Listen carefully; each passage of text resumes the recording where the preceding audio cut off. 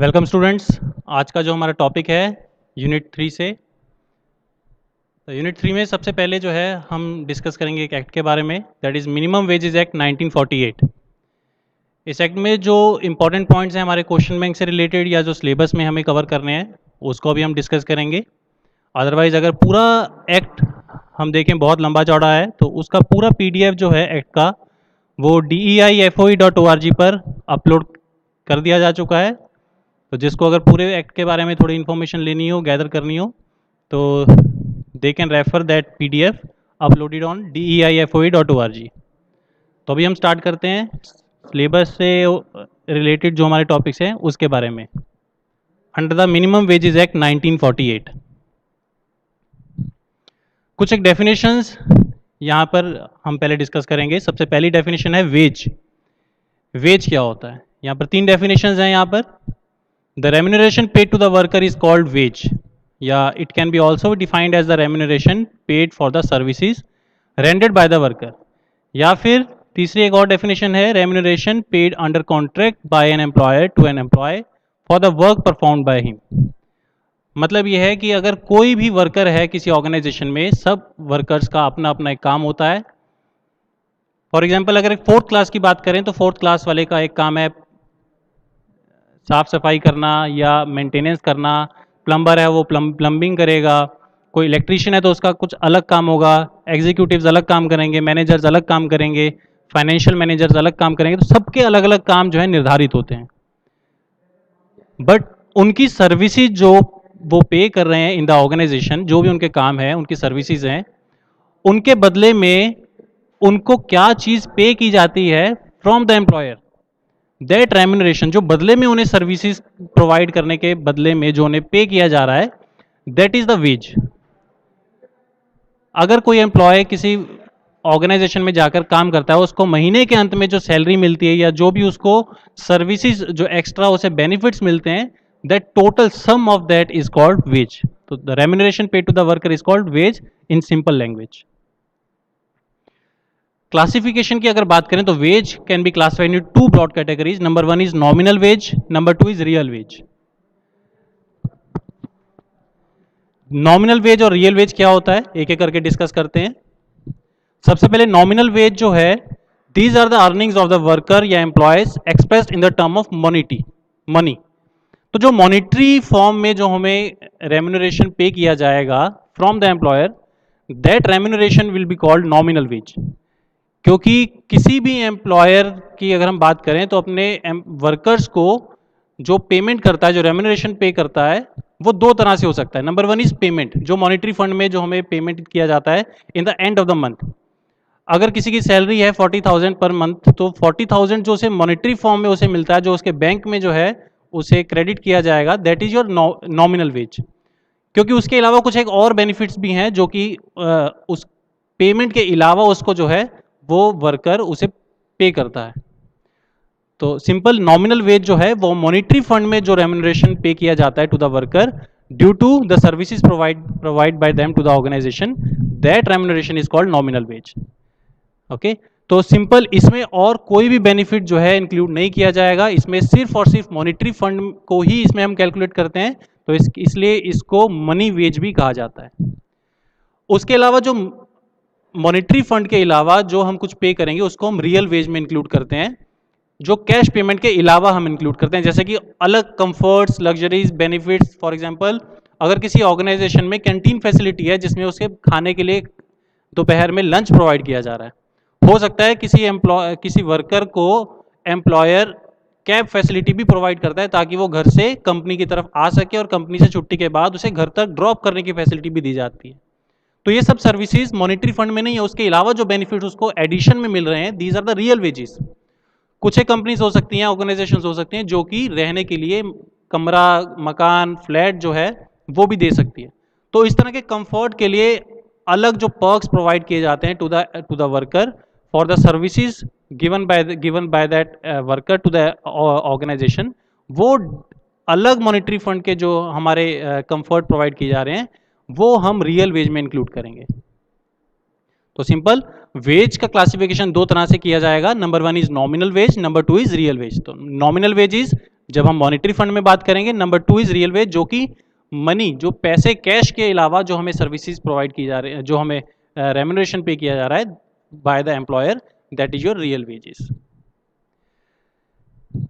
Fair wage committee जो है, उन्होंने 3 कॉन्सेप्ट वेजेस के हमें रिपोर्ट किए हैं। Number 1 is minimum wage, fair wage and third is living veg.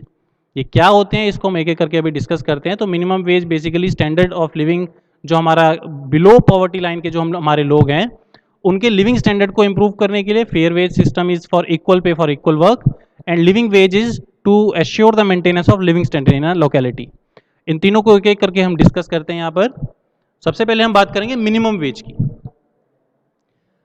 Minimum wage नाम से पता चल रहा है इज द स्मॉलेस्ट, सबसे कम जो वेज है सिस्टम इस पूरे वेज सिस्टम में, that is your minimum veg.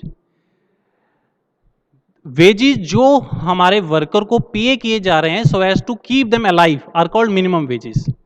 To keep them alive means उनके जिंदा रहने के लिए जरूरी है, कम से कम इतना अमाउंट जो है हमें पे करना ही चाहिए, that is your minimum veg. जैसे कि हम बात करते हैं कि हमारी 3 रिक्वायरमेंट्स हैं जो बेसिक नेसेसिटीज हैं लाइफ की, जैसे कि भोजन, फूड, शेल्टर, उसके बाद क्लोथिंग। बोलते हैं ना रोटी कपड़ा मकान, ये 3 चीजें जो हैं बेसिक नेसेसिटीज हैं लाइफ की, इनके बगैर तो जीना ही मुश्किल है। तो मिनिमम वेज में हमें ये कवर करना, बेसिक नेसेसिटीज को कवर करना जो बड़ा जरूरी है कि कम से कम उसकी जो 3 बेसिक नीड्स हैं लाइफ की जीने के लिए, वो कम से कम कंप्लीट हो रही हैं या नहीं हो रही हैं। रोटी कपड़ा मकान मिल रहा है या नहीं मिल रहा। बट क्या सिर्फ इतने से काम चल जाएगा? अगर किसी वर्कर को रोटी कपड़ा मकान ये 3 बेसिक नेसेसिटीज कंप्लीट कर दी गई तो क्या वो सरवाइव कर सकता है? नहीं। उसके अलावा भी जो है हमें वर्कर की एफिशिएंसी को इंप्रूव करने के लिए कुछ और चीजें भी, कुछ और वेजेस भी हमें जो है पे करने पड़ेंगे to the worker, so that उसकी एफिशिएंसी और इंप्रूव हो सके। फॉर एग्जांपल, जैसे यहाँ थर्ड पॉइंट में देखिए, इट में also provide a little workers efficiency example for his health and education. उसकी हेल्थ के लिए हो सकता है हॉस्पिटल अगर हॉस्पिटलाइज हो जाए तो उसकी बीमारी में जो खर्चा होगा वो प्रोवाइड करना बाय द एम्प्लॉयर, या एजुकेशन फॉर हिम और उसके जो बच्चे हैं उसकी एजुकेशन के लिए, ये सब चीज़ें जो हैं हम कवर करें। तो मिनिमम वेज में हमें इन सब चीज़ों का ध्यान रखना होगा कि कम से कम इतनी वेजेस जो हैं वो बड़ी ज़रूरी हैं ताकि उसकी बेसिक नेसेसिटीज़ जैसे फूड, शेल्टर, क्लॉथ या हेल्थ, एजुकेशन या उससे रिलेटेड अलग जो कुछ एक बेसिक नेसेसिटीज़ हैं वो कंप्लीट कर सकें हम। तो while deciding the minimum wage, it is necessary to consider the cost of living। ये बड़ा जरूरी है कि कॉस्ट ऑफ लिविंग जहां पर कि वर्कर रह रहा है, जहां पर हम उससे काम करवा रहे हैं, वहां का कॉस्ट ऑफ लिविंग कैसा है। फॉर एग्जांपल समझने के लिए एक एग्जांपल लें, कोई एक वर्कर है जिसको आगरा में एक शू फैक्ट्री में हम काम करवा रहे हैं, उसको हमने जो वेज सिस्टम हमने उसके लिए प्लान किया है दैट इज कि रोटी कपड़ा मकान उसका चल रहा है, उसके साथ उसकी हेल्थ और एजुकेशन भी है, उसको टोटल मॉनिटरी फंड जो उसको हम पे कर रहे हैं that is only 5,000 per month. 5,000 रुपए हम उसको पे कर रहे हैं फॉर मंथ। आगरा में वो हो सकता है सरवाइव कर सके, लेकिन अगर सेम काम उसी आदमी से मुंबई जैसी या एनसीआर जैसी एक ऐसी मेट्रो सिटी में अगर हम काम करवाएंगे तो क्या वो 5,000 में, क्योंकि वहां का कॉस्ट ऑफ लिविंग बहुत कॉस्टली है, वहां पर रेंट बहुत महंगा है, वहां पर फूड जो है बहुत महंगा है, वहां पर रहन सहन काफी कॉस्टली होने की वजह से क्या वो 5,000 में वहां सरवाइव कर सकता है? तो वो बड़ा मुश्किल हो जाता है। तो जब हम डिसाइड करते हैं उसका minimum wage for an worker, हमें ये जरूर कंसीडर करना है कि जहां पर हम काम करवा रहे हैं वहां का कॉस्ट ऑफ लिविंग कैसा है, वहां पर खर्चे कैसे हैं, वहां पर उसका गुजारा होगा या नहीं होगा। तो मिनिमम वेजेस में हमें इन सब चीजों का जो है प्लान करते समय ध्यान रखेंगे। मिनिमम वेजेस के ऑब्जेक्टिव्स जो है बेसिकली हमारा क्या है, वो ये कि जो हमारे एक्ट है, जो मिनिमम वेजेस एक्ट 1948 है, उसकी जो लोएस्ट लिमिट है उसके नीचे जो है कोई भी वर्कर काम ना करे। बेसिकली ऑब्जेक्टिव्स क्या है कि जो हमारा वीकर सेक्शन है, जो हमारा पॉवर्टी बिलो पॉवर्टी लाइन के जो लोग हैं, जिनको जो ज़्यादा पढ़े लिखे भी नहीं हैं, जिनको ऑर्गेनाइजेशंस के बारे में इंफॉर्मेशन नहीं है, उन्हें अपने हक और अधिकारों के बारे में पता नहीं है, और जो फुली ऑर्गेनाइज्ड एम्प्लॉयर है, जो ऑर्गेनाइजेशंस हैं फुली ऑर्गेनाइज्ड, उनके कंपैरिजन में उनकी बार्गेनिंग पावर जो है बहुत कम है, क्योंकि इलिटरेट हैं, उन्हें कोई नॉलेज नहीं है, इन्फॉर्मेशन नहीं है, हक अधिकार के बारे में पता नहीं है, तो उनकी बार्गेनिंग पावर कहाँ से इंप्रूव हो सकती है। तो due to low bargaining power कहीं उनका शोषण ना हो, इस वजह से उसका ऑब्जेक्टिव क्या है कि उनके मिनिमम वेजेस डिसाइड किए जाएं ताकि उसके साथ शोषण ना हो और उसे उसका अधिकार इन एक्ट के थ्रू मिल सके। Number 2 is to prevent exploitation of the workers and to secure a wage according to the values of the work done. Exploitation मैंने जैसे अभी बताया कि शोषण ना हो वर्कर के साथ, और हमारे जो वेजेस हैं उसको सही तरह से मिले और एफिशिएंसी से हम वो काम भी कर सकें। To promote peace in the industry, ऐसा ना हो किसी एक वर्कर को तो ज़्यादा पैसे मिल रहे हैं, दूसरे वर्कर को कम मिल रहे हैं, आपस में लड़ जाएंगे तो पीस कहाँ से हम जो है मेंटेन कर सकेंगे इंडस्ट्री में। Number 4 is to improve the normal standard of living and welfare of the employees, कि हमारे ऑर्गेनाइजेशन में जो एम्प्लॉयज काम कर रहे हैं उनका स्टैंडर्ड ऑफ लिविंग कैसा है, इम्प्रूव है या नहीं है, क्या वो ज़्यादा इलिटरेट तो नहीं है, उनके बच्चे अच्छी एजुकेशन ले रहे हैं नहीं ले रहे हैं, अच्छा माल न्यूट्रिशन तो नहीं हो रहा है। तो ये सब जो ऑब्जेक्टिव्स हैं मिनिमम वेजेस के। नंबर 2 पे हम बात करते हैं लिविंग वेज की। It is the wage which ensures maintenance of living standard of the employee, कि हमारा लिविंग स्टैंडर्ड जो है एम्प्लॉय का वो मेंटेन्ड है या नहीं। उसमें हम कवर करते हैं नंबर 1 बेयर नेसेसिटीज, रोटी कपड़ा और मकान। उसके अलावा insurance cover against ill health, बीमार हो गया, डिसेबिलिटी हो गई। कई बार होता है कि वर्कर काम कर रहा है किसी एक मशीन पे और वहां पर मशीन के खराब होने की वजह से किसी वर्कर की उंगली, हाथ या पैर जो है उसमें कोई डिसेबिलिटी हो गई। उस डिसेबिलिटी के होने पर लिविंग वेजेस के अकॉर्डिंगली, इस एक्ट के अकॉर्डिंगली, जो एम्प्लॉयर है क्योंकि उसकी गैर जिम्मेदाराना इररिस्पॉन्सिबिलिटी की वजह से उस वर्कर की डिसेबिलिटी हो गई है, तो उस कंडीशन में उसको कुछ वेजेस जो हैं वो प्रोवाइड करने पड़ेंगे, सो दैट उस डिसेबिलिटी में जो उसका लॉस हुआ है उसको कम से कम हम कंपनसेट कर सकें। इसके अलावा ओल्ड एज और या अदर कोई मिस फॉर्च्यून्स हो चुके हैं ओल्ड एज में, जैसे कि हम पेंशन स्कीम जो है, ताकि अभी तो वो यंग है तो अच्छे से काम कर रहा है, लेकिन आज से 20 साल बाद, 25 साल बाद जब वो ओल्ड हो जाएगा, उसमें इतनी जान नहीं रहेगी काम करने के लिए, तो उस वक्त जो है लिविंग उसकी किस तरह से हो, तो उसके लिए हम पेंशन स्कीम जो है वो ऑर्गेनाइजेशंस में फ्लोट करते हैं, ताकि उसके बाद की लाइफ को भी हम जो है एंटरटेन कर सकें। इसके अलावा reasonable expenditure on children's education, उनके बच्चों की पढ़ाई, उनका सेल्फ डेवलपमेंट, रिक्रिएशन, या उसके अलावा फ्यूचर नीड्स, वही सिंपल जैसे कि हमने पेंशन स्कीम्स की बात की, तो उसके फ्यूचर नीड्स के लिए सेविंग, जैसे कि पीएफ, पीपीएफ, इस तरह की जो स्कीम्स हैं जो गवर्नमेंट की तरफ से भी होते हैं, इसी तरह ऑर्गेनाइजेशंस कुछ प्राइवेट सेविंग्स भी जो है फ्यूचर नीड्स के लिए वो वर्कर्स को प्रोवाइड करती है। Number 3 is fair veg.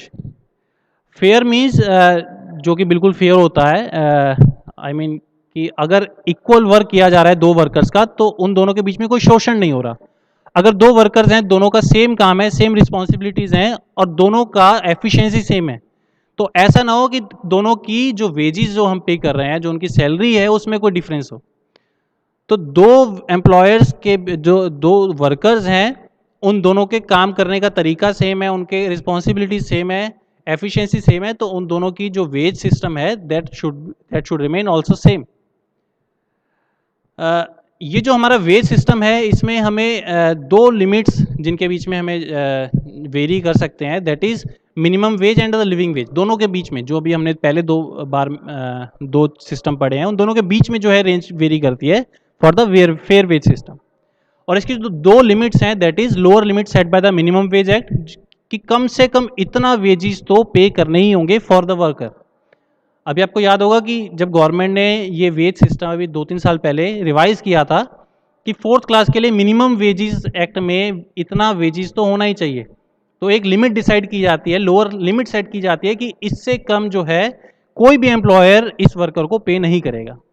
तो उस लोअर लिमिट से जो कि सेट की जा चुकी है मिनिमम वेज एक्ट में, उसके नीचे जो है वेजेस नहीं दिए जाएंगे। और दूसरी जो लिमिट है, that is higher limit set by the firm's capacity to pay, कि एक ऑर्गेनाइजेशन जिसमें हम काम कर रहे हैं, जिसमें वर्कर काम कर रहा है, उसकी हायर लिमिट क्या है, जितना वो पे कर सकती है फॉर द वर्कर। तो मैक्सिमम जितना ऑर्गेनाइजेशन पे कर सकती है और मिनिमम जो कि नहीं करना चाहिए, इन दोनों के बीच में जो है वेज सिस्टम वेरी करेगा।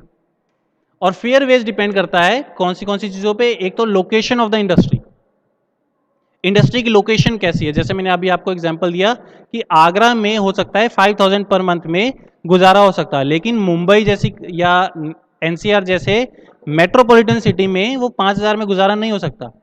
तो fair wage depends on the location of the industry की कौन सी लोकेशन में है। Number 2 is the production capacity of the worker. Worker की प्रोडक्शन कैपेसिटी तो ज़्यादा है लेकिन हम उसको पे कर रहे हैं कम, तो ऑटोमेटिकली उसकी एफिशिएंसी कम होना शुरू हो जाएगी। वो कहेगा कि मैं इतना काम कर रहा हूँ मेरे को लेकिन वेजेस तो मिल नहीं रहे, ऑटोमेटिकली उसकी वो अपनी एफिशिएंसी रिड्यूस कर देगा। तीसरी चीज अवेलेबिलिटी ऑफ द वर्कर। अगर वर्कर्स की अवेलेबिलिटी कम है ऑटोमेटिकली वहां पर आपका वेज सिस्टम जो है that remains high. For example अगर किसी ने भारत मूवी देखी हो तो वहां पर एक ऐसा प्रोजेक्ट था जहां पर कि खतरा ज्यादा था, जैसे कि माइंस में या जहां गैसेस होती हैं वहां पर जो माइंस में कोल माइंस में जो वर्कर काम करते हैं वहां पर पेमेंट या वेजेस बहुत ज्यादा होते हैं बिकॉज क्योंकि रिस्क वहां पर बहुत ज्यादा है। तो रिस्क की वजह से वहां पर वर्कर्स की अवेलेबिलिटी जो है दैट रिमीन्स स्कार्स। तो due to unavailability of the worker तो वहां पर वेज सिस्टम जो है दैट रिमीन्स हाई ऑल्सो। इसके अलावा कैपेसिटी ऑफ इंडस्ट्री टू पे, अगर ज़्यादा कैपेसिटी है इंडस्ट्री की पे करने की, अगर उसका रेवेन्यू ज़्यादा है, अगर उसका प्रॉफिट ज़्यादा है तो ज़्यादा वेज सिस्टम भी हो सकता है, क्योंकि ज़्यादा प्रॉफिट होगा तो ऑटोमेटिकली वर्कर्स की एफिशिएंसी की वजह से वो प्रॉफिट ज़्यादा हुआ, तो वो जो है इक्वली डिस्ट्रीब्यूट करना जो है that should be done. And the last is bargaining power of the worker. Worker कितना बार्गेन कर सकता है।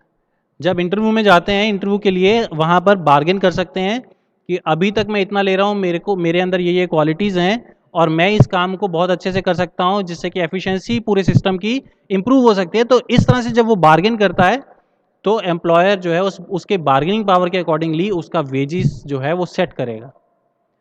तो this is all about wage system.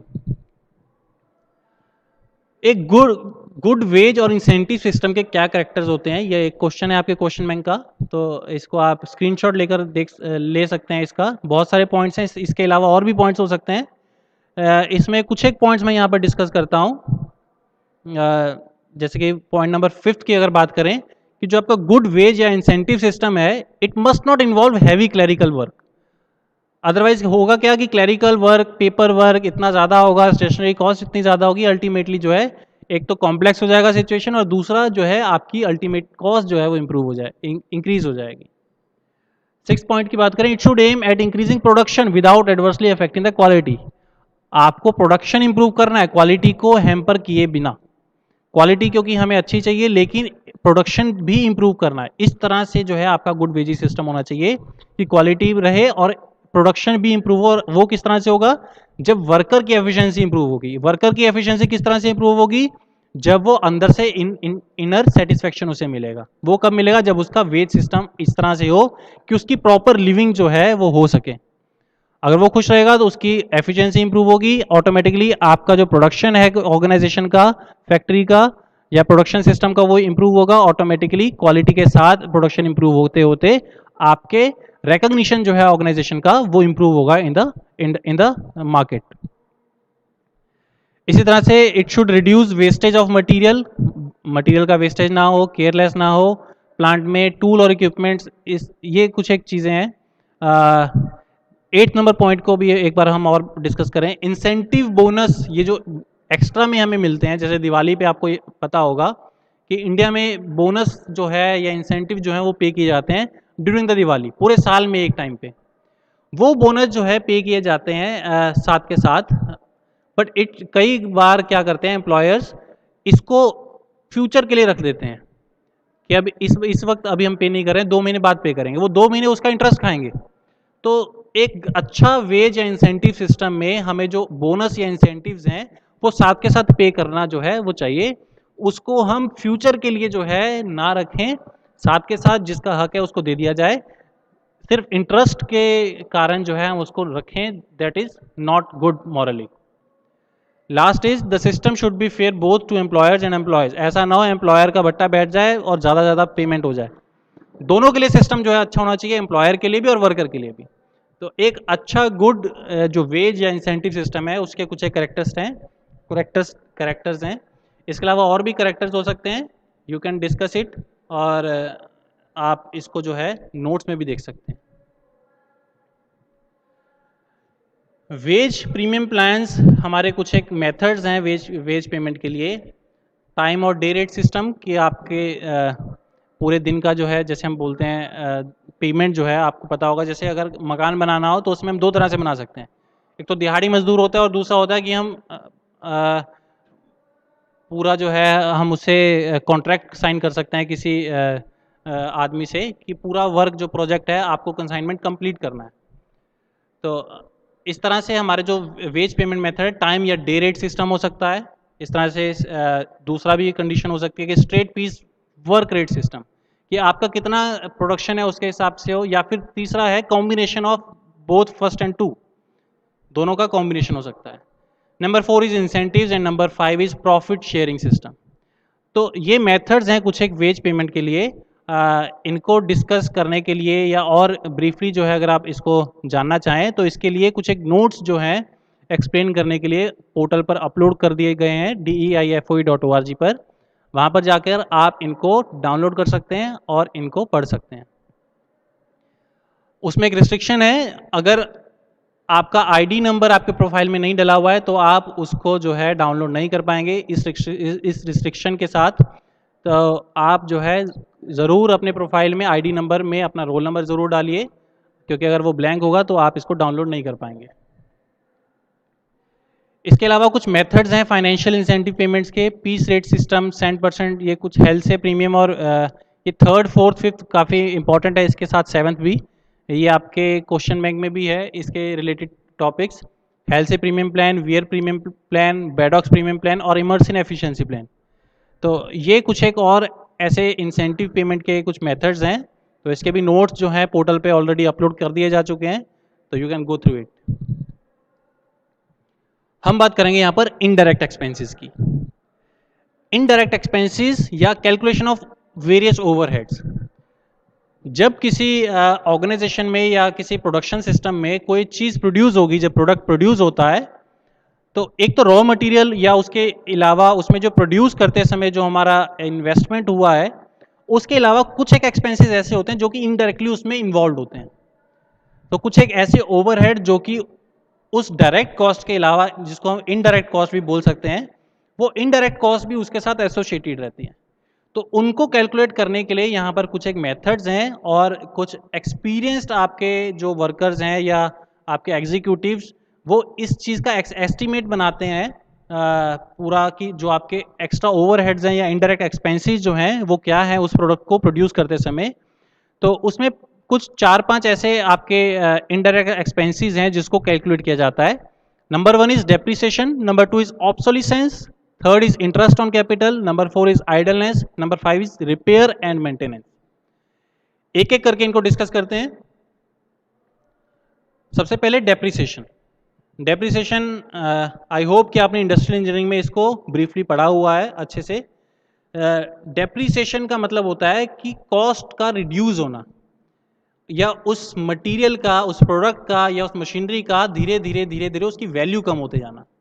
इसकी डेफिनेशन भी यही है, efficiency and value of machine और asset constantly reduced with the lapse of time. Time के साथ साथ उस मशीन की या जो प्रोडक्ट है जो हम यूज़ कर रहे हैं उसकी वैल्यू भी कम होती जाती है या उसकी एफिशिएंसी भी धीरे धीरे रिड्यूस होती जाती है। इसी रिडक्शन ऑफ एफिशिएंसी या value of machine is called depreciation. एक छोटा सा एग्जांपल मैं आपको बताऊं, बड़ा फेमस सा है कि अगर आप जो है कोई मटेरियल, फॉर एग्जांपल एक सेल फोन जो है आप मार्केट से खरीद कर लेकर आते हैं, आप उसको परचेज करके आए, उसकी कॉस्ट थी 10,000 रुपये। आपने उसको 2 दिन 4 दिन के लिए यूज़ किया, 1 महीने के लिए यूज़ किया। अब वो 1 महीने बाद अगर आप चाहते हैं कि उस मोबाइल फ़ोन को आप जाकर वापस सेल कर दें, तो क्या आपको 10,000 रुपये मिल सकते हैं? नहीं मिल सकते, क्योंकि अब वो आप यूज़ कर चुके हैं, उसकी वैल्यू जो है उस असेट की वो कम हो चुकी है। तो जब आप उसको दोबारा से रीसेल करने जाएंगे तो ऑटोमेटिकली वो आपको जो है 5,000 6,000 रुपये में बेचना पड़ेगा। तो वो जो 4,000 रुपये जो आपने डेप्रिशिएट किए, जो वैल्यू कम हो गई है, that is your depreciation of that asset. तो जब इसको कैलकुलेट करते हैं तो जो आपके एग्जीक्यूटिव्स हैं वो बेसिकली क्या करेंगे कि उसकी initial cost of the machine या असेट जो भी, प्लस उसकी इंस्टॉलिंग चार्जेस, क्योंकि अगर कोई बड़ी मशीन है जो ऑर्गेनाइजेशन में आप उसको आपने खरीदा है, उसको इंस्टॉल करना पड़ेगा, तो इंस्टॉलिंग चार्जेस होंगे। और यूज़ करते समय 2 साल में, 4 साल में, 6 साल में, जब तक आप उसको यूज़ कर रहे हैं, उसमें ज़रूर कुछ ना कुछ रिपेयर भी किया होगा, तो रिपेयर चार्जेस हैं। उसके स्क्रैप वैल्यू, जब उसको आप बेच रहे हैं तो उसकी स्क्रैप वैल्यू, इन सबको टोटल करने के बाद उसकी पूरी मशीन की यूजफुल लाइफ के साथ जो है आप उसको स्प्रेड ओवर कर दें तो जो you can calculate the depreciation. तो डेप्रिसिएशन फंड या सिंकिंग फंड भी इसको जो है बोला जाता है। तो पहला जो है indirect expenses is that is depreciation. Number second overhead is obsolescence. Obsolescence का मतलब यह है जिसका रिवाज खत्म हो जाता है, जो आउट ऑफ फैशन हो जाती है। पॉइंट नंबर 1 देखें, old machine is efficient but becomes out of fashion. जो पुरानी मशीन हम यूज कर रहे हैं वो एफिशिएंट तो है, वो काम तो कर रही है, लेकिन इस वक्त आउट ऑफ फैशन हो चुकी है। आप देखिए, अगर ट्रेंड की भी बात करें, जो कपड़े हम पहनते हैं उसमें भी ट्रेंड आता रहता है, चेंज होता रहता है। अभी आपको याद होगा पहले सेलफोन आते थे जिसमें फ्लैप ओपन होता था, अब वो नहीं आ रहे हैं। पहले वो बटन वाला जो मोबाइल्स थे वो चलते थे, फिर उसमें स्टाइलस आने लग गया, लेकिन अब जो है वो चीज़ें आउट ऑफ फैशन हो चुकी हैं। ऐसा नहीं है कि वो काम नहीं कर रही, वो काम कर रही हैं, लेकिन ट्रेंड जो है वो बदल जा चुका है। अब जो हम सेलफोन यूज़ कर रहे हैं 3G से 4G, 4G से 5G आने की हम तैयारी कर रहे हैं, तो जो 2G या 3G चल रहे थे दैट इज ऑब्सोलिसेंस, मीन्स वो आउट ऑफ फैशन हो चुका है। तो ओल्ड मशीन इज एफिशिएंट, वो काम कर सकती है but becomes out of fashion, क्योंकि बेटर मशीन जो है वो मार्केट में आ चुकी हैं जिसका प्रोडक्शन रेट बहुत ज़्यादा है। हमारी पुरानी मशीन भी काम कर रही है, लेकिन उससे ज़्यादा अच्छी मशीन मार्केट में अवेलेबल है जिसका प्रोडक्शन रेट हमारी पुरानी मशीन से ज़्यादा है। तो ऑटोमेटिकली हुआ कि हमारी पुरानी मशीन जो है दैट बिकम्स ऑब्सोलीट। तो वो ऑब्सोलिसेंस जो है वो हमारा एक वेरियस ओवरहेड्स में काउंट होगा, that is your indirect expense. तो ऑब्सोलिसेंस जो है it is a depreciation of existing machinery. हमारी जो एग्जिस्ट कर रही है मशीनरी उसका डेप्रिसिएशन इज कॉल्ड ऑब्सोलिसेंस। जब कोई नया या बेटर इन्वेंशन हो जाता है, नया डिजाइन हो जाएगा या ऐसा कोई प्रोसेस डिजाइन कर दिया जो कि नया है, तो हमारी एग्जिस्टिंग मशीनरी जो है that becomes obsolete.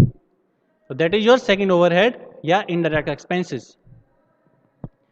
Third is interest on capital. जो हम कैपिटल इन्वेस्ट कर चुके हैं to for the production process, हम जब प्रोड्यूस कर रहे हैं, जो इन्वेस्टमेंट किया है उसमें भी कुछ ना कुछ इंटरेस्ट जो है हम चार्ज कर सकते हैं।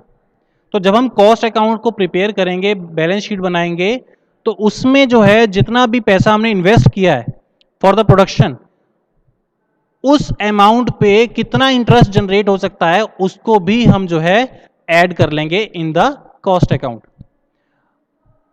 रीजन क्या है कि जब अगर हमने प्रोड्यूस करके रख लिया लेकिन अभी हमने उसको सेल नहीं किया, वहां से हमें इनकम जनरेट नहीं हुआ, हमने उसको स्टॉक करके रख लिया। जैसे कि ऑटोमोबाइल इंडस्ट्री की बात करें, बहुत सारी गाड़ियां बनी हुई हैं लेकिन प्रोडक्शन रेट तो बहुत ज़्यादा है, लेकिन क्या उस स्पीड से हमारी सेल हुई है या नहीं हुई? तो जब तक सेल नहीं होगी तब तक वो सारे जो हमारे ऑटोमोबाइल्स रेडी हो चुके हैं उनको हम वेयर हाउसेज में स्टोर करके रखते हैं। तो अब अगर कोई चीज़ स्टोर की हुई है वहां से हमें इनकम जनरेट नहीं हो रहा, वो अगर पैसा हमने वहां पर इन्वेस्ट करने के बजाय अगर किसी बैंक में डाला होता, डिपॉजिट किया होता, तो वहां से तो इनकम जनरेट होता। तो कितना इनकम जनरेट होता, कितना इंटरेस्ट जो है हमें मिल जाता, उतना इंटरेस्ट हम उसके कॉस्ट में ऐड कर देंगे और उसका ऑटोमेटिकली प्रोडक्ट का कॉस्ट जो है वो इंक्रीज हो जाएगा। तो जितनी देर वो पड़ी रहेगी उसका कितना इंटरेस्ट था वो भी उसके कॉस्ट प्राइस में हम ऐड कर देते हैं। तो that is called interest on capital. Because basically देखा जाए तो वो तो हमारा लॉस है ना, अगर चीज पड़ी हुई है उसको हमने सेल नहीं किया, उससे बेटर तो ये था कि हम किसी बैंक में पैसा डाल देते, कम से कम इनकम जनरेट होता। तो जो अगर हमें वो इनकम जनरेट नहीं हो रहा है तो that is simply your loss.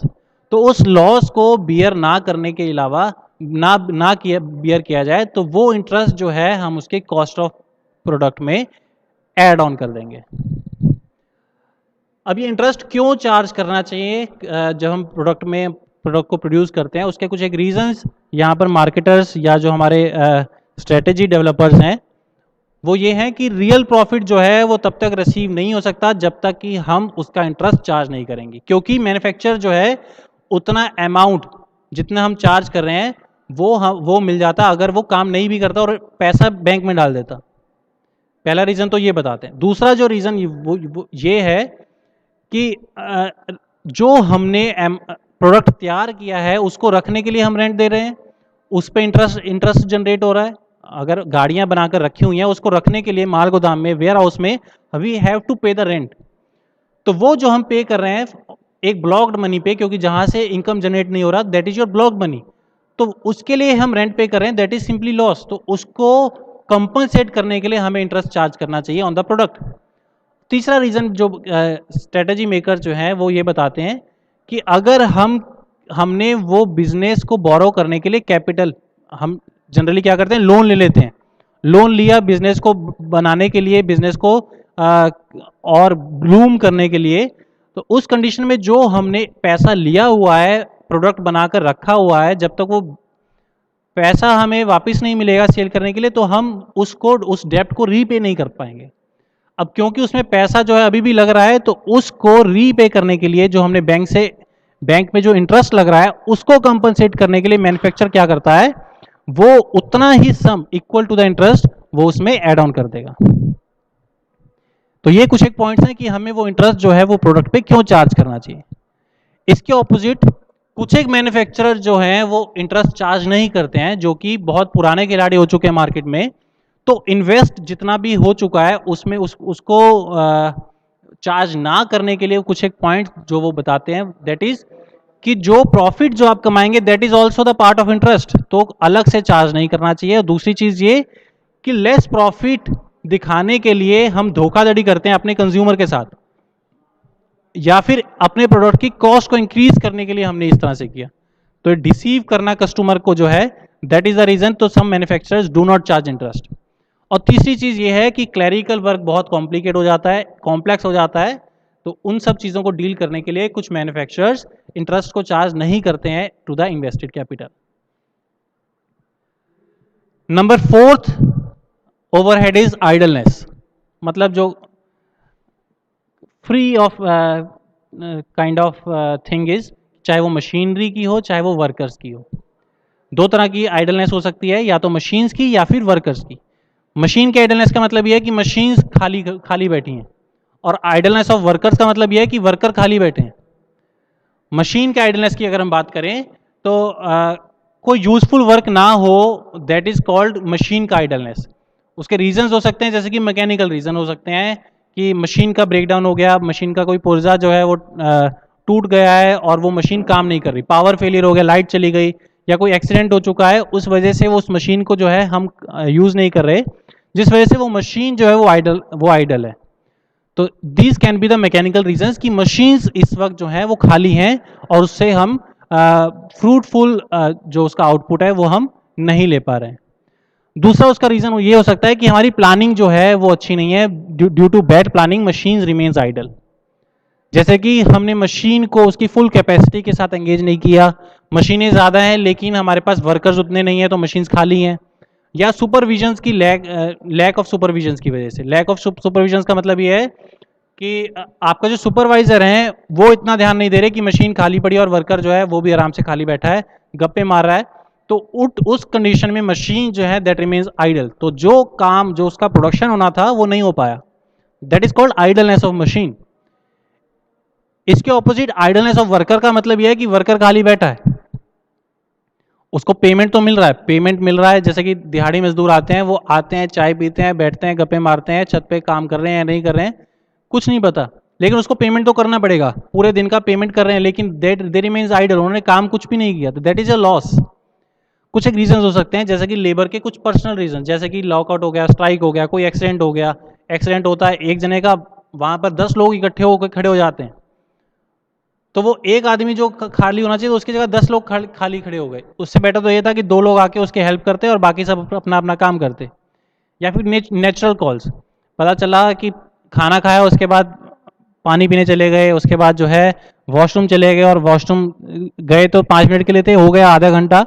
तो इस तरह के जो है आपके कुछ टाइम जो है वो आपका रिड्यूस होता जाता है, that remains idleness of the workers. Mechanical reason जैसे कि power failure, breakdown of machines, या सुपरविजन्स की जो है कि कई बार होता है वर्कर आकर बैठा रहता है और वो बहाने बनाता है कि अभी तक तो आपके सुपरवाइजर ने कुछ इंस्ट्रक्शन ही नहीं दिया कि क्या काम करना है, तो इसलिए वो बैठकर गॉसिप्स कर रहे हैं, इधर उधर घूम रहे हैं, बातचीत कर रहे हैं। तो इस तरह से आइडलनेस जो है वर्कर की ज़्यादा होती रहती है। तो सिंपली चाहे वो आइडलनेस ऑफ मशीन्स हो चाहे वो आइडलनेस ऑफ वर्कर हो, दोनों ही आइडलनेस जो है that remains a loss to the organisation. तो ये इस तरह के जो है एक्स्ट्रा आपके ओवरहेड्स हैं, इनडायरेक्ट एक्सपेंसेस हैं जो कि आपके कॉस्ट को बढ़ाते हैं किसी भी प्रोडक्ट की। Fifth and the last point is repair and maintenance. किसी भी मशीन की अगर हम बात करें तो हर एक मशीन को रिपेयर या मेंटेनेंस ज़रूरी है। कोई भी डिफेक्टिव मशीन है उसको रिपेयर करना जो है, उसको वर्किंग कंडीशन में लाने के लिए आपको रिपेयर करवाना पड़ता है, मेंटेनेंस करनी पड़ती है। तो और रिपेयर के लिए या मेंटेनेंस करने के लिए आपको कुछ ना कुछ जो है पैसा भी जो है स्पेंड करना पड़ेगा उस मशीन पे। रिपेयर करेंगे, हो सकता है कोई पार्ट जो है वो आपको चेंज करना पड़े, रिप्लेस करना पड़े, उसमें आपको जो है पैसा लगाना पड़ेगा। कुछ मेंटेनेंस है या फिर लाइफ को इम्प्रूव करने के लिए या अच्छी तरह से उसको कंडीशन में लाने के लिए जो है आप जो अननेसेसरी डिलेज हैं प्रोडक्शन में, उस चीज़ के लिए जो है आप रिपेयर मेंटेनेंस करेंगे। और इसी तरह से क्लीनिंग करना, उसको लुब्रिकेट करना ताकि उसकी एफिशिएंसी इंप्रूव हो, वियर एंड टेयर ना हो, वॉर्न आउट पार्ट जो है उसको रिप्लेस करना, इन सब चीज़ों में आपका कुछ ना कुछ जो है मनी इन्वेस्ट होता रहता है। तो रिपेयर और मेंटेनेंस कितना आपका चार्ज हो चुका है उस मशीन के ऊपर, एक पर्टिकुलर मशीन की बात कर रहा हूँ, एक ऑर्गेनाइजेशन में तो बहुत सारी मशीन हो सकती हैं। तो टोटल ओवरहेड जो आपके इनडायरेक्ट एक्सपेंसेस हैं वो भी जो है आपको ऐड ऑन करने पड़ेंगे, तब जाकर आपको प्रोडक्ट का एक्चुअल कॉस्ट जो है आप कैलकुलेट कर सकते हैं। तो ये आपके कुछ इनडायरेक्ट एक्सपेंसेस हैं, ओवरहेड्स हैं जो कि आपको कैलकुलेट करने पड़ते हैं, और आपके जो एग्जीक्यूटिव्स हैं इसको एक्सपीरियंस के साथ इसको कैलकुलेट करते हैं और आपके प्रोडक्ट में ऐड ऑन करते हैं। तो आपके टोटल कॉस्ट जो है दैट बिकम्स आपकी जो फिक्स कॉस्ट है ऑफ द प्रोडक्ट, इसके साथ साथ डायरेक्ट कॉस्ट के साथ साथ इनडायरेक्ट कॉस्ट क्या है, दोनों को ऐड ऑन करते हैं, direct plus indirect cost, that becomes your total cost of the product. आपके प्रोडक्ट के कॉस्ट ऑफ कंपोनेंट्स आपके कौन से हैं, डायरेक्ट और इनडायरेक्ट एक्सपेंसेस कौन से हो सकते हैं, वो हम नेक्स्ट लेक्चर में डिस्कस करेंगे। तब तक के